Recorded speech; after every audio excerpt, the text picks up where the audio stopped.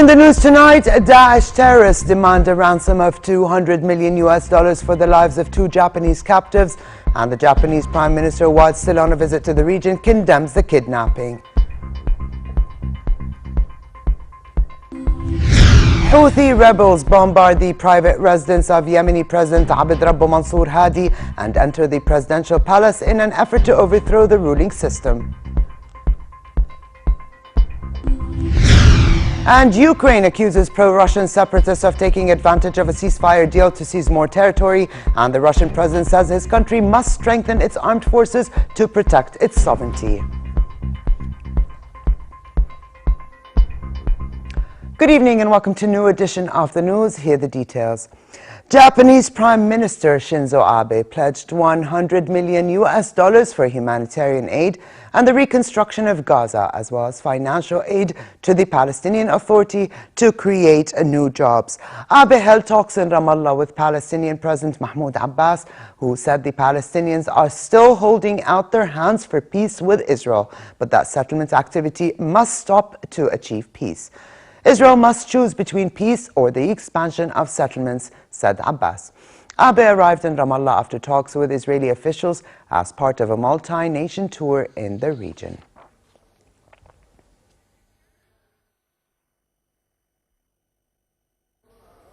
Speaking at a joint news conference, Abbas and Abe also condemned the kidnapping of 2 Japanese citizens by Daesh terrorists who requested a ransom in return for freeing them. Here's more.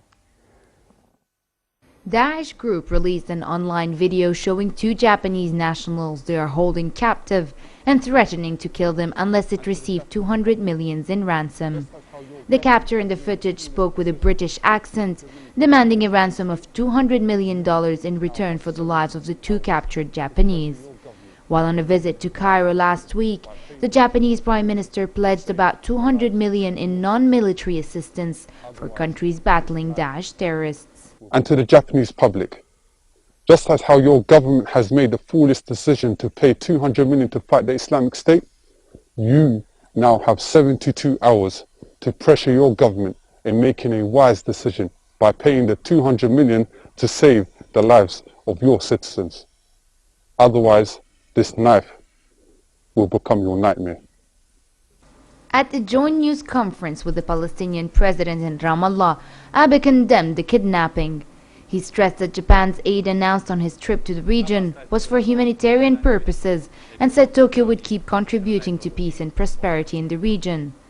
Abe also said extremism and Islam are completely different things and urged the international community to respond firmly and cooperate without caving into terrorism. In the talks with President Abbas, I told him that this morning there was a broadcast recording of a death threat to Japanese abductees, and this is not acceptable. Condemnation of the kidnapping poured in. The United States called for the immediate release of the civilian captives as well as all other hostages. The United Nations also condemned execution and hostage-taking by the Daesh group. Faraj Looney for the news at 10. Israel deployed an Iron Dome anti-missile system in the north. The rocket interceptor was deployed in an undisclosed location in the country's north as military forces intensified their patrols on the borders. The move came after an Israeli helicopter strike in Syria on Sunday killed a commander from Lebanon's Hezbollah and the son of the group's late military leader, Imad Mughniyeh. The strike hit a convoy carrying Jihad Mughniyeh and Commander Mohammed Isa in the province of Qneitra near the Israeli-occupied Golan Heights, killing 6 Hezbollah members in all. Hezbollah leader Hassan Nasrallah said last week that frequent Israeli strikes in Syria were a major aggression and that Syria and its allies had the right to respond.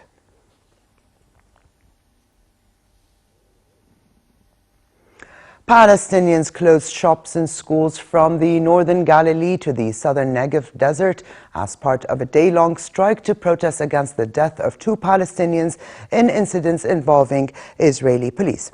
20-year-old Sami Jahar, who was unarmed during a police drug raid in the southern town of Rahat, was shot and killed, triggering protests in the town. Police have not said why Jahar was shot, but justified it by saying officers were in danger during the raid and opened fire. At Ja'ad's funeral, 45-year-old Sami Zayadna died as police fired tear gas and rubber bullets towards thousands of angry mourners. Police said he had a heart attack and the results of an autopsy are expected soon.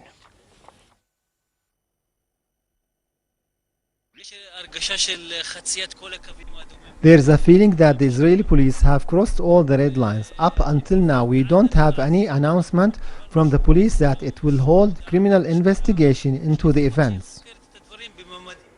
The US-led coalition conducted 20 more strikes against Daesh in Syria and Iraq in the past 24 hours, according to the combined joint task force leading the operations. In a statement, the coalition said it led 10 strikes in Syria, mostly near the besieged border town of Kobani. It said several fighting and staging positions were hit. In Iraq, 9 strikes targeted positions near Al-Qa'im, as well as Sinjar, Kirkuk and Ramadi. According to the task force, the strikes hit 5 terrorist units, several supply caches, heavy weapons and armored vehicles.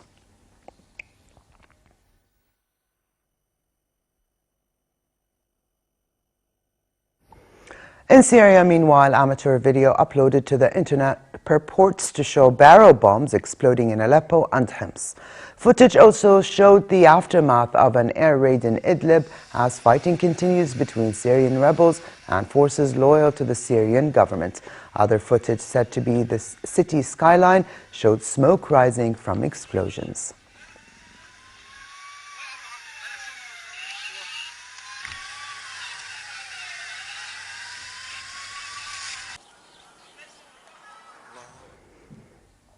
The UN Secretary General condemned the latest clashes between Houthi militants and the Presidential Guard, calling for an end to all hostilities and immediate restoration of order.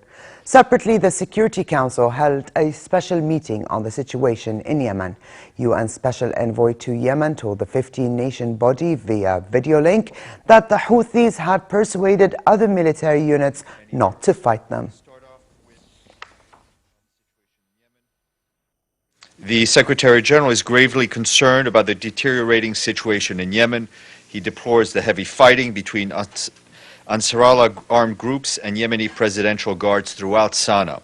The Secretary General calls on all sides to immediately cease all hostilities, exercise maximum restraint, and take the necessary steps to restore full authority to the legitimate government institutions.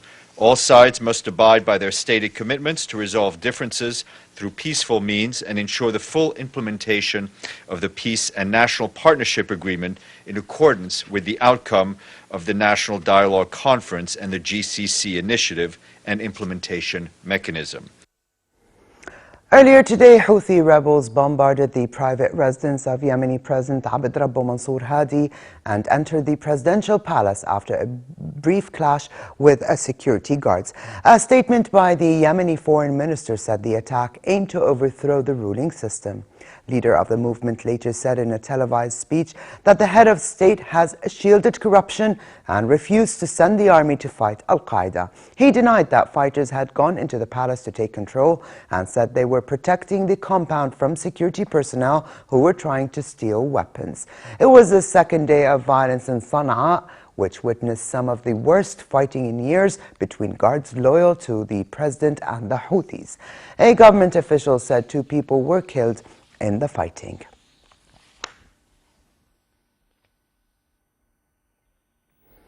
Heavy fighting continued between Ukrainian forces and Russian troops near Ukrainian army checkpoints in Luhansk region near the border with Russia. Ukraine's military officials said they halted the advance of Russian troops and the situation was under control. Earlier, Ukraine accused pro-Russian separatists of taking advantage of a ceasefire deal signed last September to seize more territory in the east. Ukraine's Foreign Minister Pavlo Klimkin said Kyiv would demand the return of territory in any future peace talks. Klimkin would be meeting in Berlin tomorrow with his Russian counterpart Sergei Lavrov and the foreign ministers of Germany and France on ways to resolve the crisis.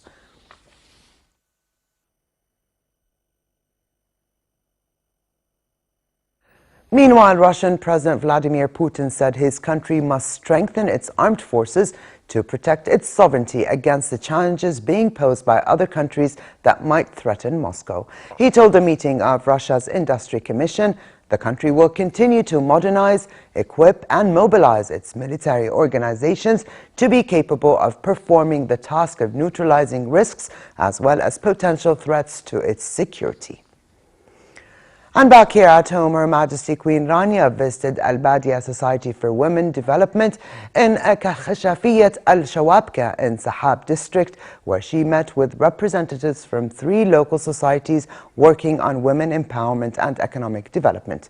Beneficiaries attending the meeting briefed Her Majesty on FIDA Jordan, a Finnish NGO that supports local communities in the kingdom. FIDA Jordan operates in 30 countries across the world. It has been active in Jordan since 2004, working under the motto, "Poverty does not only mean lack of financial resources, but also lack of knowledge." During the visit, Queen Rania toured a handicraft workshop as part of an income-generating project that benefits the Badia women.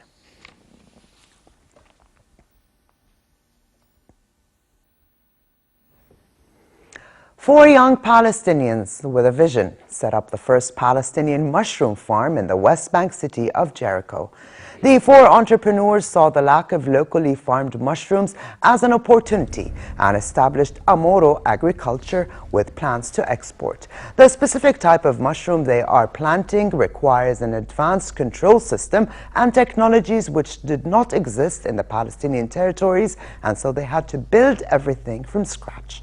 None of the founders have an agricultural background, but instead they taught themselves everything they needed to know to set up the farm.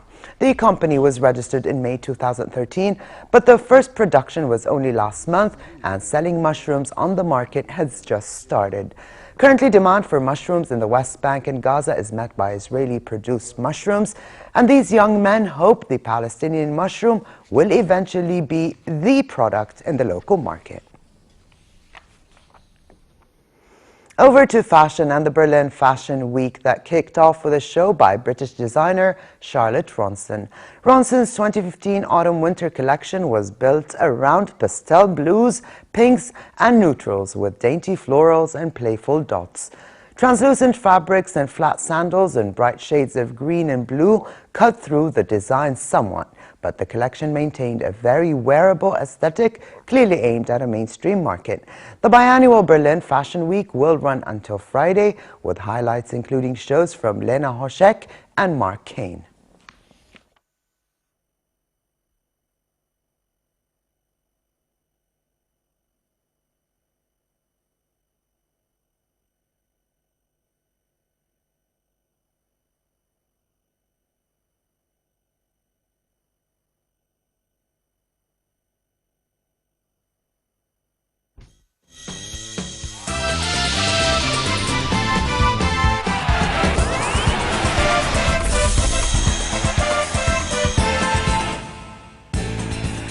Two of La Liga's heavyweights will do battle once again. Barcelona will host Atletico Madrid in the first leg of an epic Copa del Rey quarterfinal tomorrow, just 10 days after the Catalans comprehensively outplayed the Rojiblancos in a match that saw all 3 of Barca's attack get on the score sheet.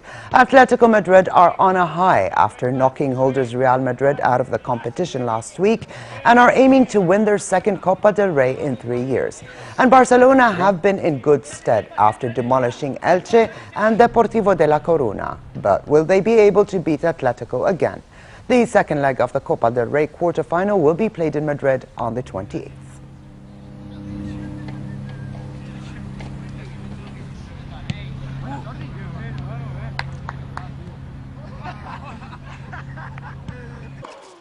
Over to tennis and the Australian Open. Serena Williams eased past Alison van Uytvanck. Her sister Venus also cruised to the second round after overcoming Maria Toroflor 6-2, 6-2. With a victory, Venus now faces fellow American Lauren Davis, and Poland's Agnieszka Radwanska will face Sweden's Johanna Larsson after beating Japan's Kurumi Nara 6-3, 6-love.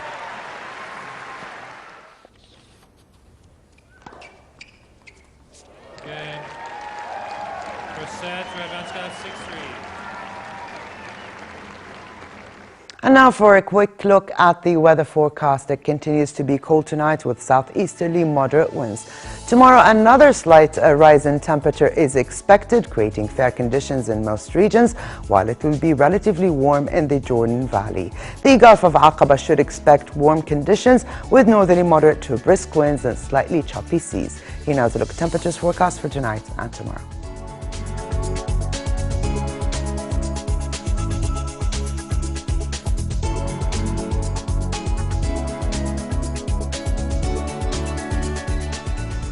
And to close, here's a reminder of the day's top stories. Daesh terrorists demand a ransom of $200 million for the lives of 2 Japanese captives, and the Japanese Prime Minister, while still on a visit to the region, condemns the kidnapping.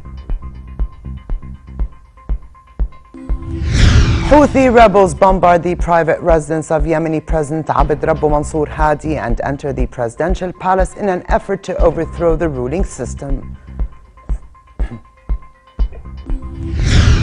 And Ukraine accuses pro-Russian separatists of taking advantage of a ceasefire deal to seize more territory. And the Russian president says his country must strengthen its armed forces to protect its sovereignty.